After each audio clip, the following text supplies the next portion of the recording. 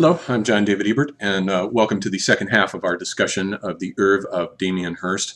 We're almost about midway in his career here, and we're looking at the images of his works. Long about 1994, he produced a series of surgical vitrines called Still, Naked, and Doubt. There were three of them. This one here is Naked, and this one here is Still.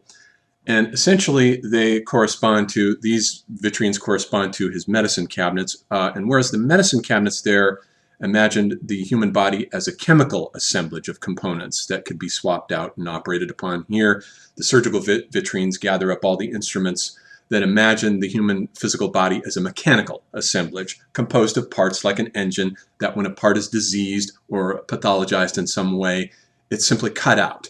The part is cut out, removed, spliced, and new parts are put in exactly on the model of an engineer's machine. This is the apotheosis of his works, of his animal vitrines that is done here in the mid-90s, some comfort gained from the acceptance of the inherent lies in everything, in which he has taken the bodies of a cow and a bull and he has spliced them together and interfiled them. And once again, this implies the same ontological world horizon as the surgical vitrines, in which the animal can be dissected by the gaze of science, opened up, spliced, hybridized, genetically modified, and so forth. And in the same way, the human being is looked at in exactly the same light. And so the work implies now, note this, that there is no longer an ontological distinction whatsoever in the scientific worldview between the human and the animal. Forget Heidegger's insistence on the abyss of difference that separates the human from the animal. And just as Heidegger had insisted that the problem with globalization is that it makes the near far and the far near and effaces and erases all distinctions between this place being more important, let's say as a site of a religious theophany, than that place over there. So too now, vertically speaking, along the great chain of being, there is now no longer any ontological difference in the scientific worldview between the human and the animal, since both are made of the same biological, biochemical, mechanical stuff, all of which can be interoperated upon, hybridized, spliced, changed, and so forth in exactly the same manner. And so the centuries in which it took religious evolution to pull the human from out of its animal substratum, if we think of the Sphinx, let's say, where the entire body is an animal but only the head is human, in contrast with the Greeks. By the time we get to the Greeks, we have with the centaur, we have a human body all the way down to the hips, and then an animal takes over from that point. And then by the time we get down to the Christians, all such half-human, half-animal visions are regarded as religious atavisms that are out of date. By the time of Christianity, we can see that there has been a long evolution of extraction of the human from the animal. The animal is pushed further and further and recedes further and further into the ontological background, while the human comes more and more to the fore in the creation of the humanistic tradition. And so since as far as the world gaze and the transcendental schema of late capitalism to wed with the big business industry of science is concerned, there is no such ontological difference between the human and the animal. Hirst goes ahead and in his 12 Disciples of 1994, represents the 12 disciples as having the heads of sheep. Basically, for each one of them, he's got a different sheep's head. He may as well represent the 12 disciples as though they were animals, since there is indeed no difference between them. They're essentially the same thing. The apostles can be represented in exactly the same way. So that wraps up the first phase of Hirst's career. Along about 1997, there's a caesura in his work, during which time he is concerned with buying a restaurant called Pharmacy, named after one of his earlier installations.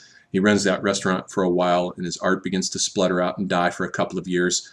He was by then the most famous artist on the planet, just about, and you can see him wrestling in his interviews at the time with his fame, and he wasn't sure what to do or which direction to go next. But long about 1999, he starts getting going again with works. This is from that year. This is Adam and Eve, Banished from the Garden, 1999, in which he has put two corpses on gurneys, just like the two separate vitrines that he had started out with in 1,000 years. Now he has two vitrines connected together with two bodies, presumably. This is a male and a female, Adam and Eve. Note that what begins to happen now is that religious signifiers begin more and more to creep into the work, and they become hybridized and cross-spliced at first with the linguistic titles. They only appear at the linguistic level for a while with the titles. Eventually they're going to creep in the religious signifiers are going to creep into the images themselves, but at first they appear only in the titles, like in this case, Adam and Eve. The first two seeds, like the flies that crawl out of the cow's head in 1,000 years, the first two seeds of the human swarm that eventually at the apocalypse will also be the first two individuals resurrected. It's a good way to re-begin his work. This is him from 1999, which now is a bronze monumentalization of the little anatomical sculpture that we saw in one of his early medicine cabinets in the corner there. This is simply a large-scale version of that. But it has a religious title. Note that the hymn of the title refers, it sounds like a religious prayer book. Then we also have another work with a religious title, Trinity, Pharmacology, Physiology, Pathology. Trinity suggests, of course, the Christian Trinity, in which we have essentially the missing half of the medicine cabinets. These are the parts, anatomically speaking, of the various aspects of the human physical body that the various medicines in the medicine cabinets had been directed, that were basically the pharmacons that were directed toward. So we're provided with the sort of missing half of that. Then with Virgin Mother of 2005, we have one of contemporary art's most famous works. In this case, this is based on a Degas sculpture of a dancer. Hirst has monumentalized that and cross-spliced it. He does a lot of splicing and hybridizing of signifiers in his work with the anatomical model. And now in the title, linguistically, he has spliced in the signifier of the motif from ancient myth of the Virgin Mother, who is spread all throughout myth. It's not just a Christian myth. The mother who is about to give birth to a god. We don't know what the god is going to be that she's going to give birth to here. But the emphasis is on the hybridization and the cross-splicing of the signifiers. That anatomical motif begins to appear in works also like this one, Anatomy of an Angel, which has the anatomical motif opened up so the angel's body is treated as though it were a physical, living, real thing made out of physical matter rather than subtle matter. And with his two recent works from 2010 and 2011, Myth and Legend, which are giant horses, one with wings and the other is a unicorn, both from ancient myth. Both are sliced open and we're given an anatomical view, which is, of course, an updating of the ancient shamanistic X-ray art style, but it's reterritorialized now within the world of hypercapitalism and the gaze of big science. But long about 2005 now, the religious signifiers begin to infect the images themselves, no longer just the titles, but actually the works themselves are composed of hybridized signifiers from the world's religious traditions, especially the Catholic tradition that Hirst was raised in. This is the inescapable truth which shows the descent of the dove, which was a signifier for the Holy Spirit, descending down toward a human skull. Normally this motif is traditionally represented with the baptism of Christ, who is always shown in the river being baptized by John, and the Holy Spirit is shown descending in a dove, in the form of a dove that's about to land upon him or enter into him. But here we have it entering into a skull. Now the skull in the Christian tradition, on the other hand, was normally associated with Adam.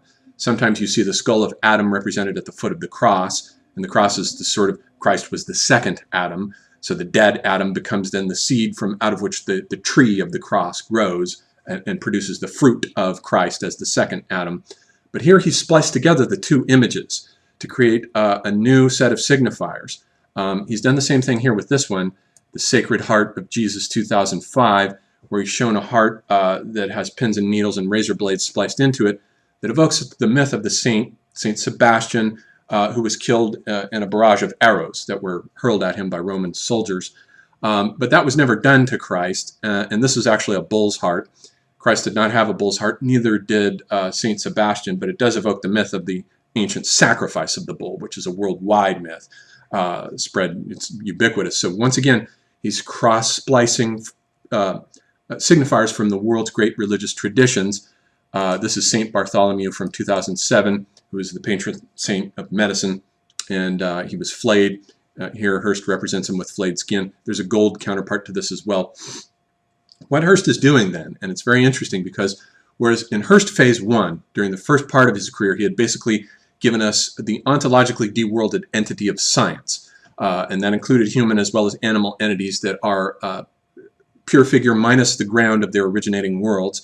And because they didn't have their originating worlds protecting them, nourishing them, and so forth, they simply had Father Science rather than Mother Earth to interact with them, cut them apart, and turn them into modular entities like moving furniture around in a Japanese house, modular units and entities.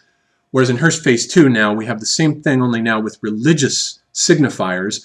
The religious signifiers have too also been deworlded. They've been ontologically deworlded like the entities of Hirst phase 1 and removed from the originating conditions of their life worlds, their religious life worlds. And he has put them together and hybridized them as the equivalent, basically, of genetically modified organisms. His religious images are the equivalent of, they're basically religious GMOs, genetically modified, spliced together, hybridized religious images that create entirely new signifiers for which the signifieds now are missing.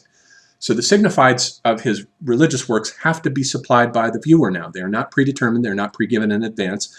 Hirst may not even know what the signifieds are. He leaves that up to the viewer. In the age of contemporary art, we simply have the quest for new signifieds. The viewer comes in and tries to supply the signifieds to these new religious images, however he or she thinks that they should fit.